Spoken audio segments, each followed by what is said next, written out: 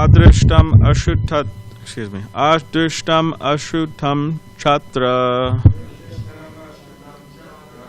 Kvachin Manasi Drishyate Yatha tatanumantavayam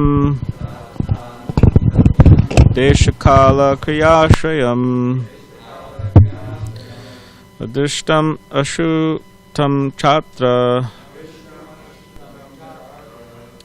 Kvachin manasi drishyate yatha tatanu mantavyam deshkala kriyashrayam adrishtam ashutam chatra Kvachin manasi drishyate yatha tatanu mantavyam Deshakala kriyashrayam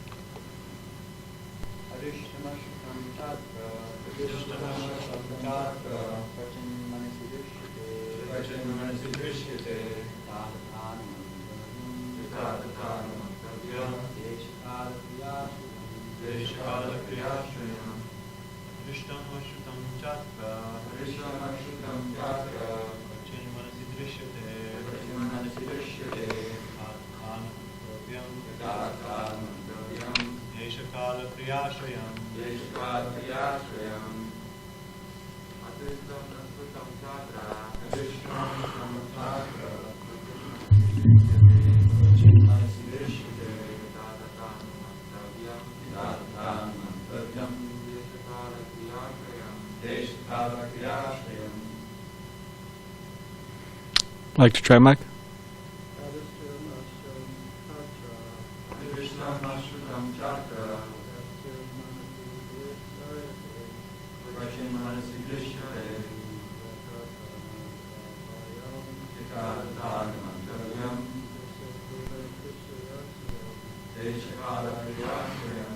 Okay, word by word. Adrishtam, never experienced. Ashutam, never heard. Cha, and atra, in this life. Kvachit, at some time. Manasi, in the mind. Drishyate, is visible. Yatha, as. Tata, accordingly. Anumantavyam, to be understood. Desha, place. Kala, time. Kriya, activity. Ashrayam, depending on. Translation and commentary by His Divine Grace, A.C. Bhaktivedanta Swami Prabhupada. Sometimes in a dream, we see something never experienced or heard of in this life. But all these incidents have been experienced at different times, in different places, and in different conditions. Purport. In the previous verse, it was explained that in dreams we see that which was experienced during the day. But why is it that we sometimes in our dreams see what we have never heard or of or seen at any time during this life? Here it is stated that even though such events may not be experienced in this life, they were experienced in previous lives. According to time and circumstance, they combine so that in dreams we see something wonderful that we have never experienced. For instance, we may see an ocean on the peak of a mountain, or we may see that the ocean has dried up. These are similar combinations of different experiences in time and space. Sometimes we may see a golden mountain, and this is due to our having experienced gold and mountains separately. In the dream, under illusion, we combine these separate factors. In this way, we are able to see golden mountains, or stars during the day. The conclusion is that these are all mental concoctions, although they have actually been experienced in different circumstances. they have simply combined together in a dream. This fact is further explained in the following verse. So I'll just read one more verse. Sarve kramanu rodena manasindriya gocharaha ahanti bahusho yanti sarve samannaso janaha. The mind of the living entity continues to exist in various gross bodies, and according to one's desires for sense gratification. The mind records different thoughts. In the mind, these appear together in different combinations. Therefore, these images sometimes appear as things never seen or never heard before. Purport. The activities of the living entity in the body of a dog may be experienced in the mind of a different body. Therefore, those activities appear never to have been heard or seen. The mind continues, although the body changes. Even in this lifespan, we can sometimes experience dreams of our childhood.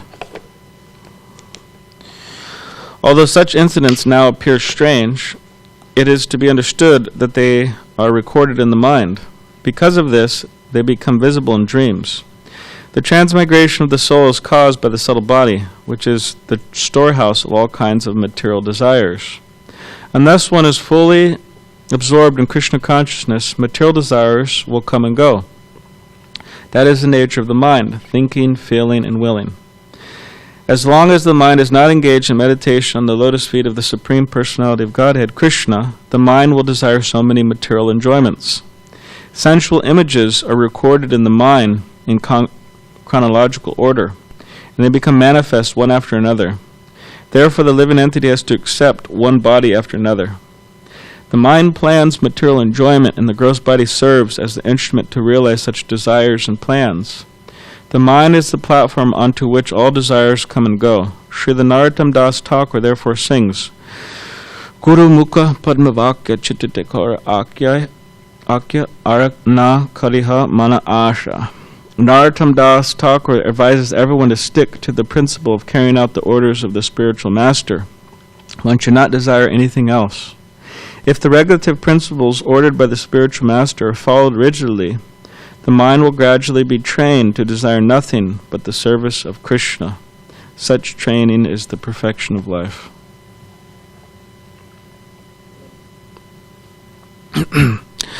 Om Jnanativadandasya Gananjana Shalakaya Chakshu Anmelitam Mena Tasmai Shri Gurave Namaha Mukham Kaditivachalam Pangam Langayate Girim Yak Kripa Tamaham Vande Shri Gurun Dinitaranam Vancha Kalpadiribhishta Kripa Sindhu Bevacha Patitanam Pavanebhyo Vaishnavebhyo Namo Namaha Jai Shri Krishna Chaitanya Prabhu Nityananda Shri Advaita Gadadhar Shivasadi Gaura Bhaktivinoda Hare Krishna Krishna Krishna Hare Hare Hare Rama Rama Rama Hare Hare.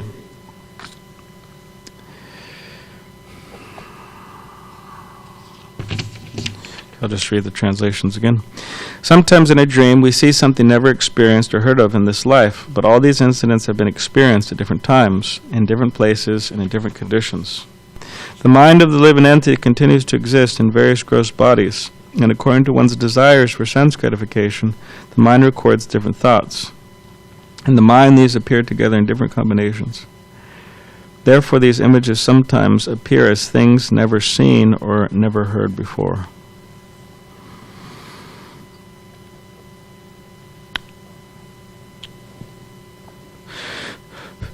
Srila Prabhupada, when he was on one of his morning walks, he went on many morning walks, he was on one of his morning walks and he asked his disciples, everybody was Prabhupada disciples at that time, he asked his disciples, is a Vaishnav honest or crooked?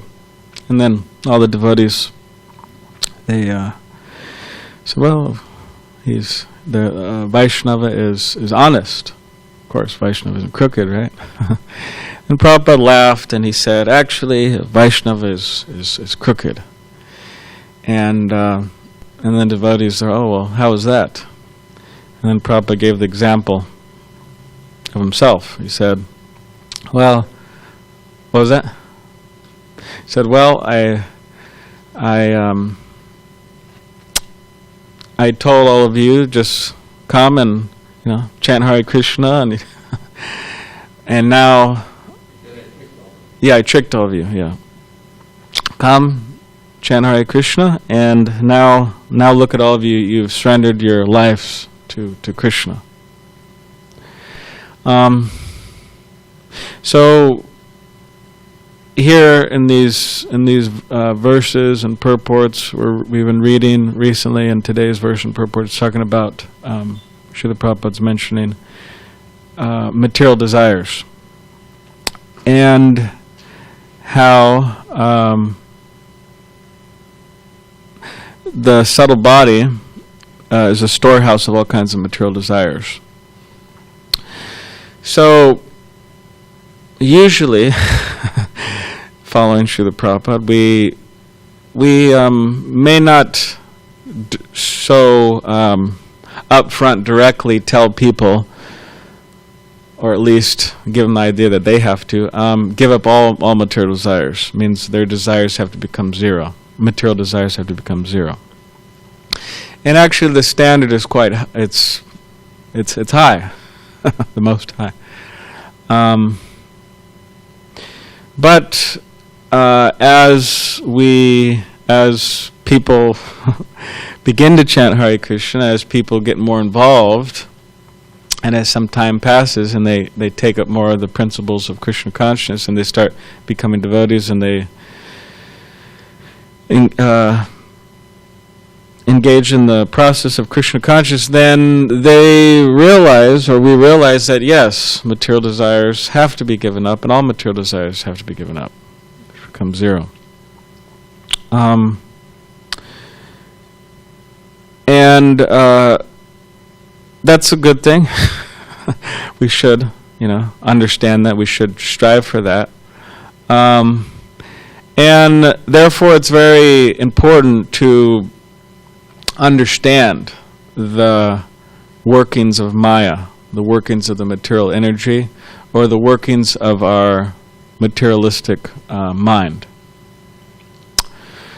Because without understanding, you could say, the enemy, just like in war, it's very important that the opposing army understands where the other people are located, and so on, so there could be a proper attack.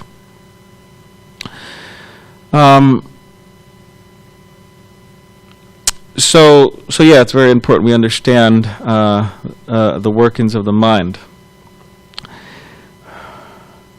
and that in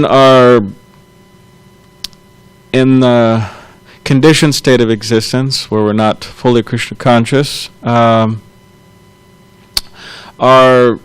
there's a huge tendency, and there's factually speaking, a storehouse of material desires.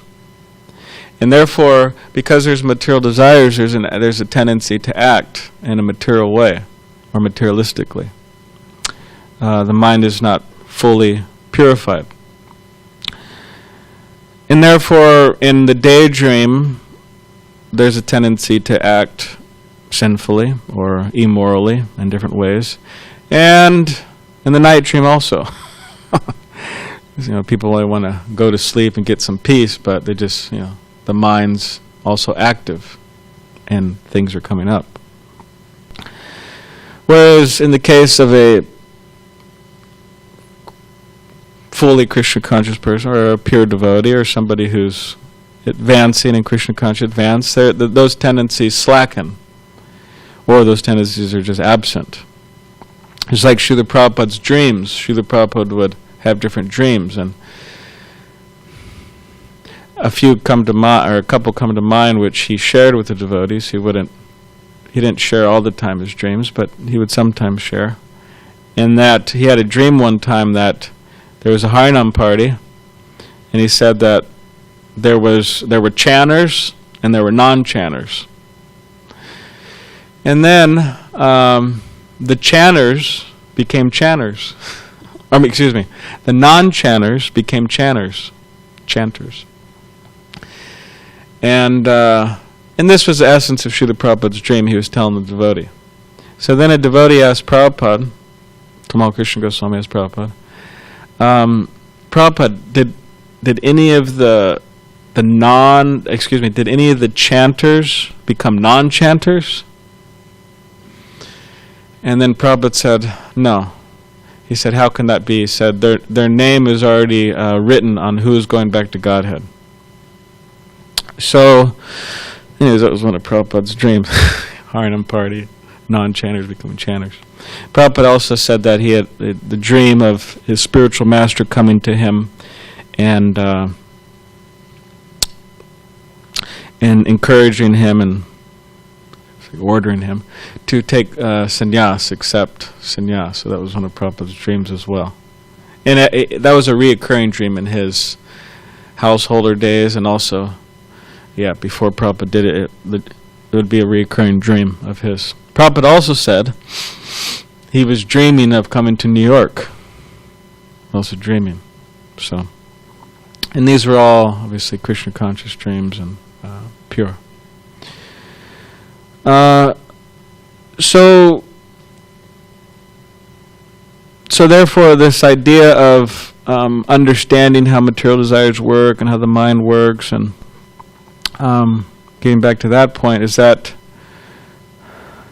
there's a lot of training that actually has to happen. We have to train. We have to be trained. We have to try to train ourselves. We also have to be trained, and controlling our mind, and controlling our senses, and in so many different ways, practically every aspect of Krishna consciousness. Like Prabhupada said one time, someone was cutting an apple, and then I believe Prabhupada told this devotee, don't cut it like that, cut it like this. And then this devotee asked, Prabhupada, is there a right and wrong way to do everything? And Prabhupada said, yes. There's a right and wrong way to do everything. It means there's a Krishna conscious way, or just sattvic way, or a good way to do, or right way to do things, and a wrong way to do things. So you have to be trained, and part of that training is to understand that life is challenging. It's part of the training, because sometimes too many Hollywood movies, too many children books, stories, too much illusion, these illusory representations of what life should be like or how life is. But actually life is challenging, and it's always going to be challenging. That's what it is. It's a challenging. So in many ways it's like a battle. Prabhupada would say that. Said to practice Krishna consciousness is to declare war, more or less war on the illusory energy. So it's a battle in the sense that we're battling the ignorance within ourselves. And aside from battling the ignorance within ourselves, it's also a battle to try to bring people, to redirect people, try to help people come to Krishna consciousness. That's also a battle. It's not easy. So therefore training, and we see that the great warriors such as Arjuna, the Battle of Kurukshetra, it was a serious war. You know how long the war was? Anybody? How long? 18 days. Okay. How many people were killed in that war? 600 million.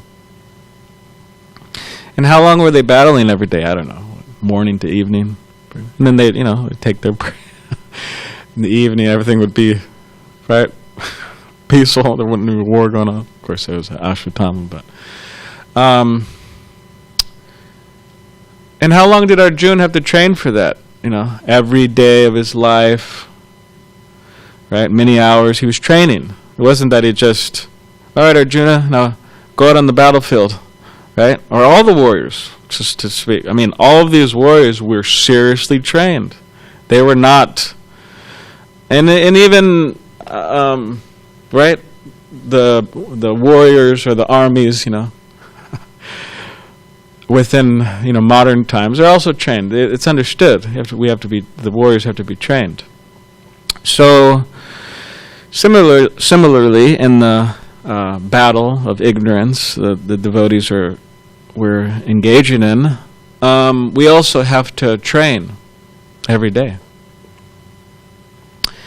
And that training is very scientifically designed and organized to give us the strength, give us the ability to fight.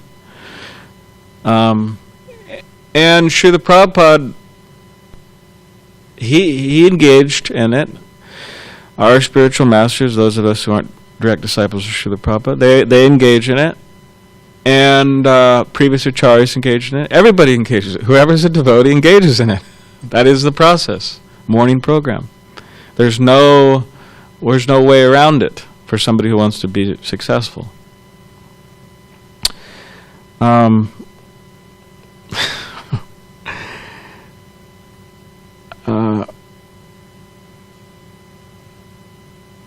Just like, sometimes I listen to his lectures, but Tamal Krishna Goswami was saying in a lecture one time, he said, yeah, I always chanted my japa in the morning. He said, I always did that since I joined, always during the morning hours. He said, I never was engaged in other activities. He said, I wasn't willing to make that sacrifice. He said, I was willing to sacrifice others, but to engage in other activities, but I would never do that. And he said, well, I thought to myself that, well, they're engaged in other activities, and he said, if they fall in Maya, then okay, as a leader I could try to help them. But if I'm the leader and I fall into Maya, then it's a problem. But the point he was bringing up is that those morning hours, they're very important, most important for spiritual practices. Japa being the main spiritual practice, foundation, which our spiritual lives are built on.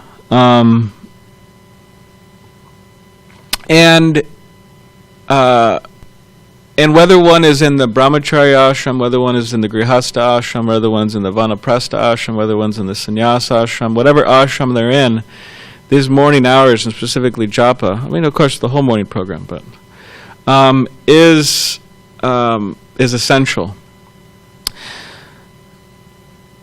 In other words, if one wants to be a good brahmachari, it has to be done. And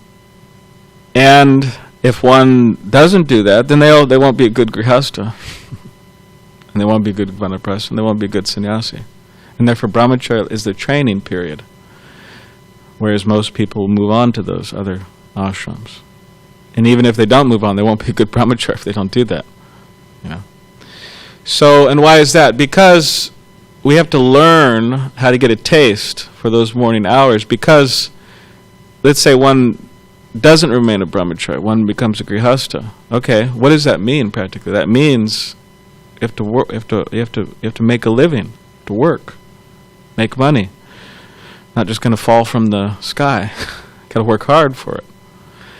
But due to slacking off in the brahmacharya ashram, due to spacing out, due to letting the modes infect one goes into the grihastha ashram. And because of the tendency to go to sleep, the tendency to sleep through the morning hours, whether that means two things: not getting up, or it means going back to sleep. You get up and then you go back to sleep, during the japa time or whatever. So due to that habit, which is evil, actually, it's not cute, it's evil. Due to that evil habit, that carries on into one's grihastha life. And because of the demands of that ashram, the grihastha ashram, there's a certain time, generally speaking, a person has to be to work. Largely, it's a 9 to 5 thing. And because one's not trained, one sleeps through those hours, where they're supposed to be chanting their japa. And then one has to work all day. And then when they get home, they're very tired. from working all day, mentally, physically. And where does the japa go? Factually, sometimes devotees just stop chanting japa. And one devotee, he would tell me, because devotees would come to him and, open up to him, and he didn't tell me their names or anything, but he would say a number of devotees would come to him and say, it's a problem, because of not getting that taste, And as a sannyasi, there's a lot of demands, Sometimes sannyasis give up sannyas because, a lot of people coming to them and for help, which is proper and fine, But there's a lot of demands of disciples, of followers, of people wanting advice, of the traveling, and they'd be very strict in the principles, brahmacharis also, everybody. Now, someone would say, well, I'm tired, therefore I'm not getting up. Try that at work. They say, oh, well, you don't want to come? Well, there's the door. Don't let it hit you on the way out, Become homeless, whatever. Or they say, I'm tired. Well, we say, so what? That doesn't matter.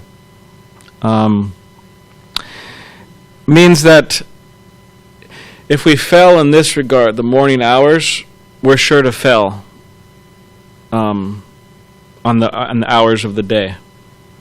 Where is if we do not fail, which means if we just exert our energy as much as we can in the morning hours spiritually for Krishna consciousness, we may have tendencies to fail during the other times of the day.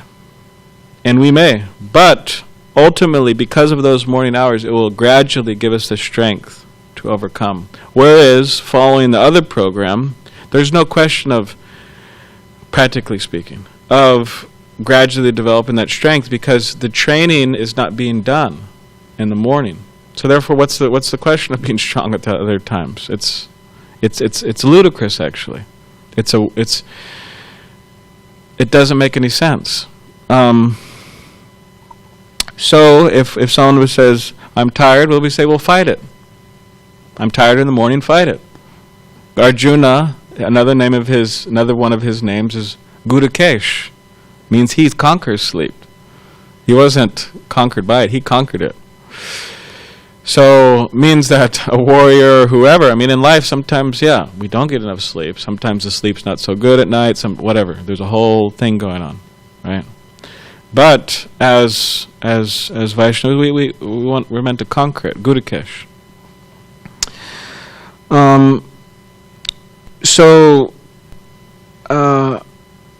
This idea of doing this, of staying asleep, means not waking up, or this idea of going back to sleep, where does it come from? It doesn't come from Srila Prabhupada. It doesn't come from the disciplic succession. It doesn't come from the senior devotees. Where does it come from? It just comes from the mind. So it's a bad idea.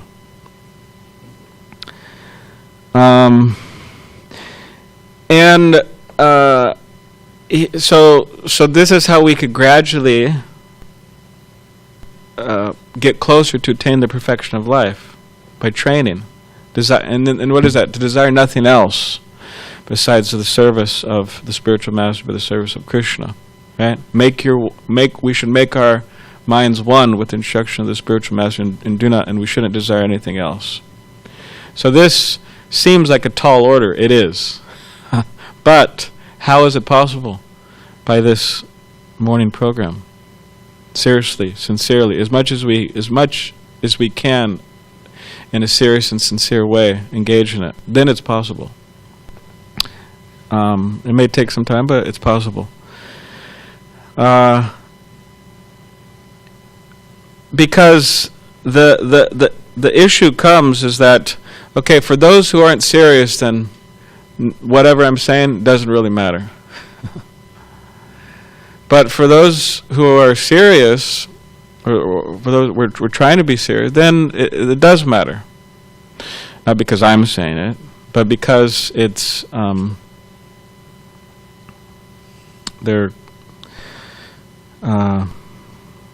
I'm trying to repeat the message of Srila Prabhupada.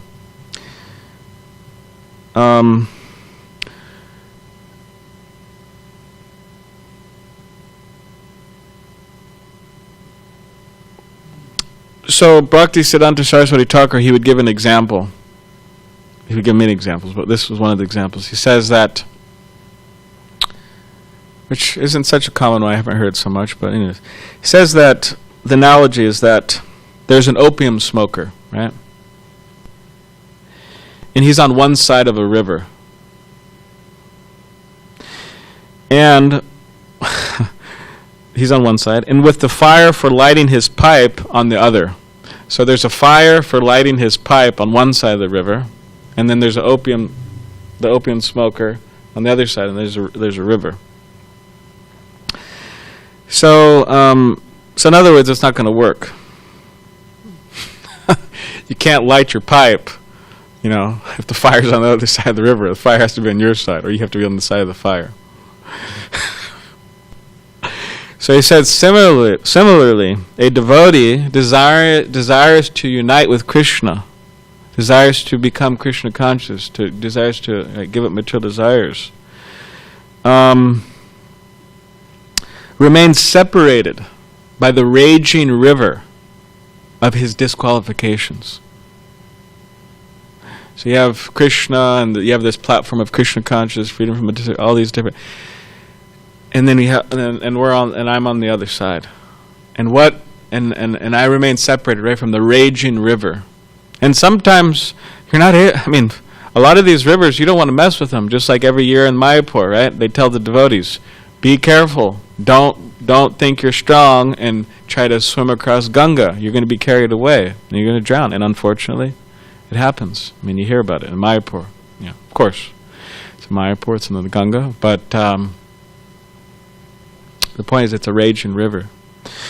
So we remain separated by the raging river of disqualifications. So in his commentary on Chaitanya Charitamrita, Adi 1.7.17, he quoted Narottam Das Thakur regarding how to acquire the necessary qualifications. So how do we get the necessary qualifications? And he quotes a song. Das Thakur. Gauranga balite habe pulaka sharira. Hari Hari balite naina babe nira. Ara kabe nitai chan karuna karibe. Samsara vasana mora kabe tucha habe. Vishaya chadiya kabe shuddha habe. Mana kabe hama heraba Shri Vrindavan. Which means, so this is how we get the qualification. When will there be eruptions on my body as soon as I chant the name of Lord Chaitanya, and incessant torrents of tears as soon as I chant the holy names, Hare Krishna? When will Lord Nityananda be merciful toward me and free me from all desires for material enjoyment? When will my mind be completely freed from all contamination of desires for sensual pleasure? Only at that time will I be able to understand Vrindavan. So the mind has to be free. In Narottam Das Thakur is saying, when will Lord Chaitanya, or when will Nityananda free me from all these desires for material enjoyment? And he said, only then will I understand. So only then will I become advanced. So we have to beg Lord Nityananda Prabhu, we have to pray, we have to, and most important, we have to follow his representative, Srila Prabhupada, right? Nityananda Prabhu's representative and all the other representatives, and that following the morning hours, waking up and staying up.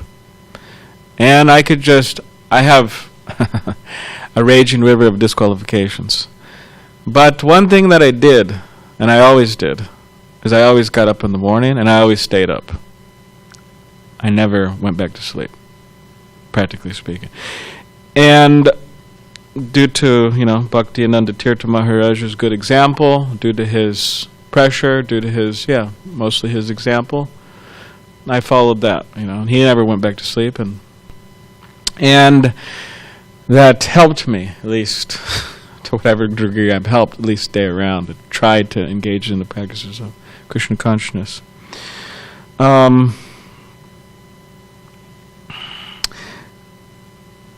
Now, just another kind of nectar little quote I'll share with you from Bhaktivinoda Thakur. It's a little divergence, but It's such a great quote. For people, it's from the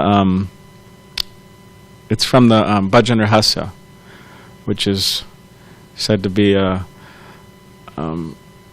follow-up book from Harinam Chintamani, Bhaktivinoda Thakur's book. But the quote here is that it's warning us. Okay, we should want to advance, but it's warning people that don't try to prematurely advance, and specifically it says try to, like this idea of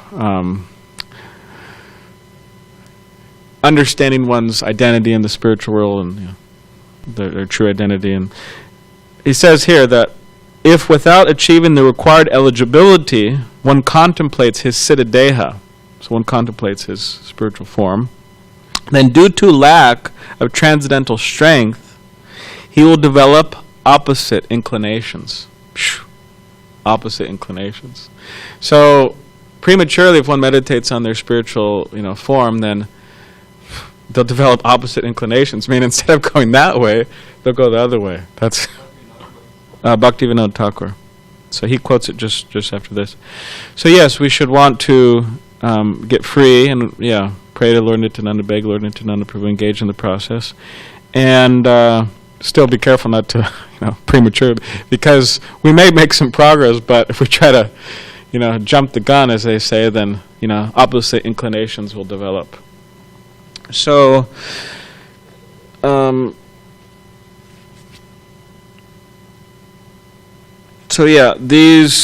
the mind is a very powerful thing, and it's a storehouse of so many different desires, and it is a challenge trying to overcome all those, as anyone who has practiced Krishna consciousness can attest to. But by the mercy, by the grace of Nityananda Prabhu and his representatives, right, by remembering Lord Chaitanya, very difficult things become easy. And by not remembering Lord Chaitanya, very easy things become difficult. So we should try to remember Lord Chaitanya, right? Always remember Lord Chaitanya, never forget him. And this way, it will be easy for us to follow. And in this way, we won't be in this trap, that we've been discussing, pranjana, this whole trap, caused by the mind and the senses and sensual urges and misconceptions. And so, Okay, does anybody have any questions or comments from locally or, what do you say? Remotely? Yeah.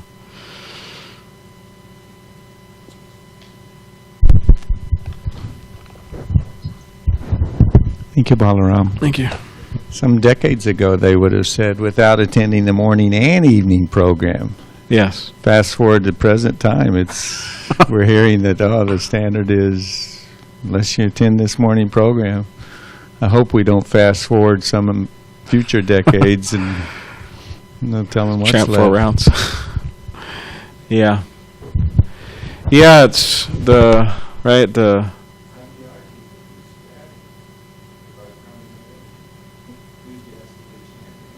Yeah, Gaurati. Yeah, it's still going on in Mayapur and other places in the world. Whenever I'm there in Mayapur, I always it's part of the program I follow that. Unfortunately, we're not having a Gaurati here, but there in Mayapur, it's huge. So many devotees, so many mridangas, so many kartals, so many loud voices, and I always go there, before Panchatattva, and it's very ecstatic. Try to bathe in the Ganga every day, go to Gaurati, right? Different things. While I'm there, for the short time I'm there, every week or something, goes by really quick. So Rajanananda Prabhu's making a important point that over time things become lost. just like I was speaking to my spiritual master and Bhajanarayan Swami, had them both in a conversation, or they had me in a conversation. And I won't get into details of the conversation, but right now. But my spiritual master, he brought up the point. He said, Balaram, it's very important, what we're discussing, and different aspects of following, the process, and he said it's very important because as Srila Prabhupada disciples, we're trying to preserve, what Srila Prabhupada gave us, and he said that yeah, we're not going to be around for much longer, He was mentioning himself and Bhajanarayan. So he said, we're not going to be around for much longer, so, we're trying our best to try to preserve. And he says it's very important that you take this seriously, and you also try to, preserve and follow. So, yeah, that's a challenge that Srila Prabhupada, he, passed down to his disciples, the practices, the principles, the culture, so many different things, in the realm of Krishna consciousness, and his disciples, it's their duty to preserve and to follow and to teach. So similarly, passing down, and it has to go on like that, or else things just become lost.